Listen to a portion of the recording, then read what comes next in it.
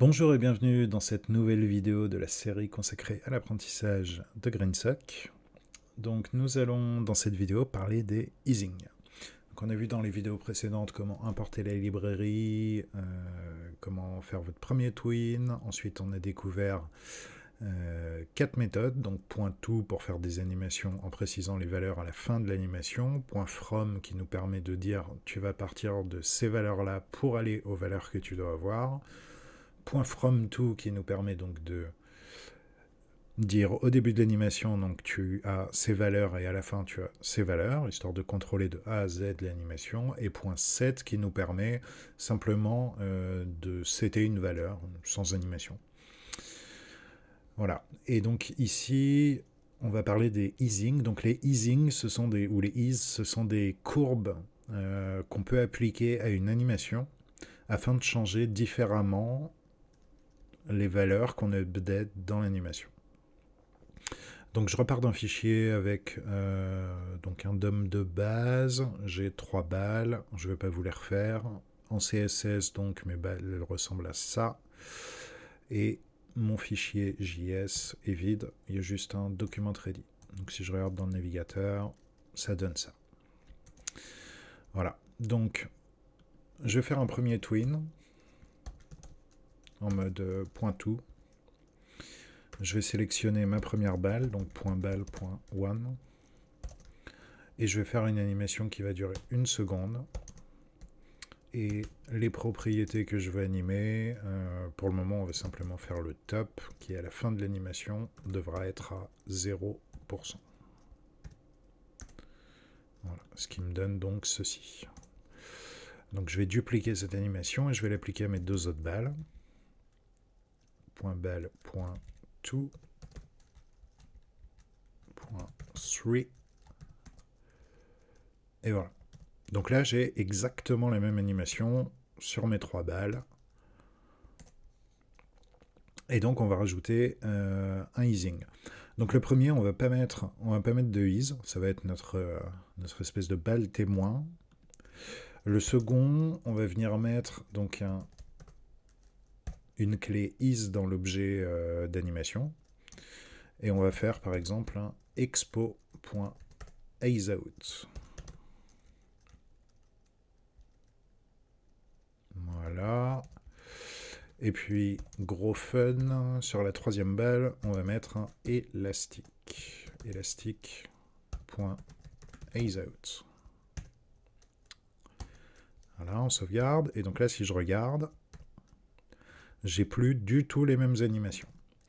Donc la première chose à prendre en compte, c'est que mes 3 animations durent bien 1 seconde. C'est-à-dire que j'ai pas une balle... les animations des 3 balles s'arrêtent exactement au même moment. Elles sont juste différentes dans la façon dont les valeurs évoluent. Vous voyez que la première, on a un mouvement qui est très linéaire. Autrement dit, imaginons que je déplace sur top de 100 pixels en 10 secondes. Ça veut dire que toutes les secondes, mon objet va bouger de 10 pixels à un rythme constant. La deuxième, qui est à l'expo, vous voyez, va beaucoup plus vite au début qu'à la fin. On sent qu'elle ralentit. Donc ça veut dire qu'au début de l'animation, les valeurs changent beaucoup plus vite. Donc le top, par exemple, va s'incrémenter de, 50 pixels en 50 pixels. Et à la fin, ça va venir s'incrémenter de 1 pixel par 1 pixel jusqu'à 0 pour la fin de l'animation.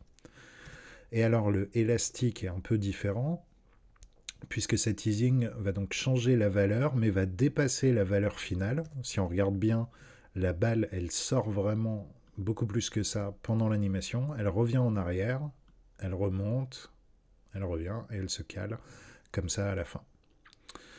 Voilà, donc pour visualiser ça, il y a un outil sur le site de GreenSock. Donc l'URL c'est greensock.com/easevisualizer qui va vous permettre de voir comment les valeurs changent.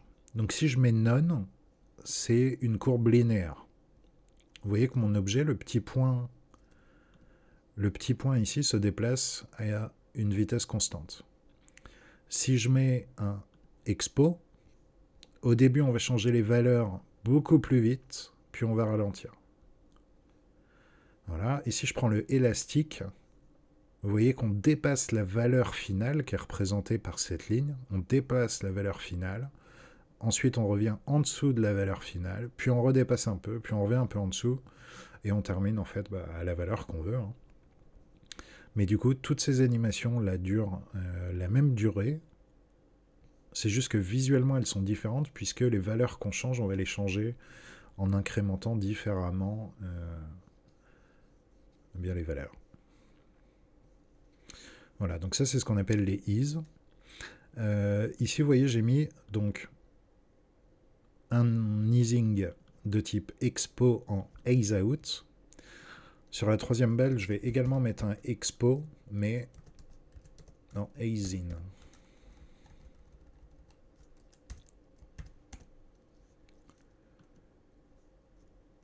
Voilà. Et donc, vous voyez, la différence, c'est que celle du milieu qui a un expo ease out ralentit, alors que celle qui a un expo ease in accélère.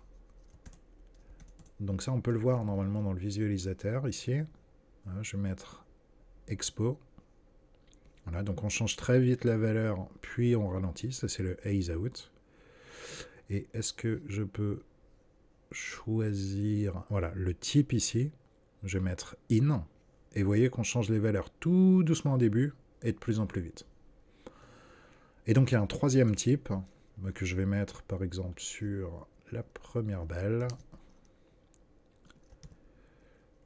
qui est le ease in out.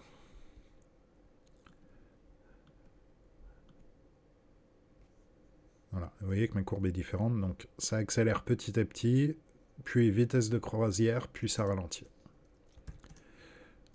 Voilà, donc si je mets ça sur mes balles... Donc on a l'impression que la noire arrive en premier, puis la rouge, puis la bleue. Or c'est faux en fait, enfin les animations s'arrêtent exactement au même moment. C'est juste que la noire va bouger vraiment tout doucement à la fin, puisqu'elle est en ease out. La bleue bouge tout doucement au début, puis super rapidement. Et celle-là, ça accélère, puis ça décélère. C'est le ease in out. Voilà, donc on a du élastique, du expo. Celle-là, je vais la remettre en élastique. Et puis celle-là, je vais la mettre en bounce.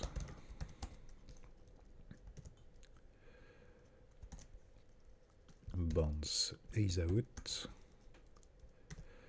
Donc la différence entre le élastique et le bounce, par exemple, c'est que vous voyez que le bounce rebondit, ne dépasse jamais la valeur top 0, alors que l'élastique dépasse la valeur top 0.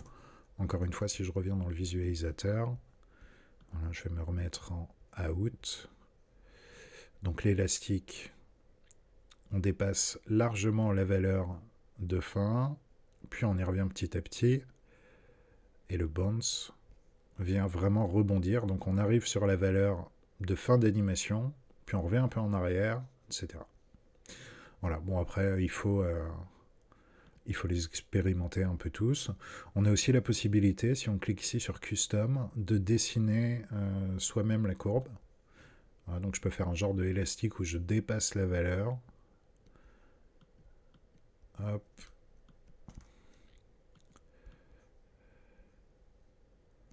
Voilà, et puis je peux carrément dire, à la fin, en fait, tu n'arrives pas à la valeur targetée, mais tu n'arrives qu'à 50%. Ouais, si je run, on dépasse, vous voyez bien que la balle sort et revient à 50% de la valeur que c'était. Et donc si on fait ça, vous voyez qu'il faut mettre comme paramètre is cette valeur-là. Voilà, jusqu'ici. Donc on crée un custom is. Et du coup, ça, c'est les données de la courbe que vous avez dessinées. Voilà, donc vous voyez qu'en mettant les trois mêmes objets, j'anime les trois mêmes propriétés, déjà je peux avoir, grâce à ces courbes d'animation, des animations qui sont bien différentes les unes des autres. Je vous laisse expérimenter avec tout ça et je vous donne rendez-vous dans la prochaine vidéo. On va voir comment gérer le timing de ces twins, puisque là vous voyez qu'ils se lancent dès que la page est chargée. Mais on a la possibilité de gérer des délais et aussi de callback assez intéressantes. Donc à tout de suite.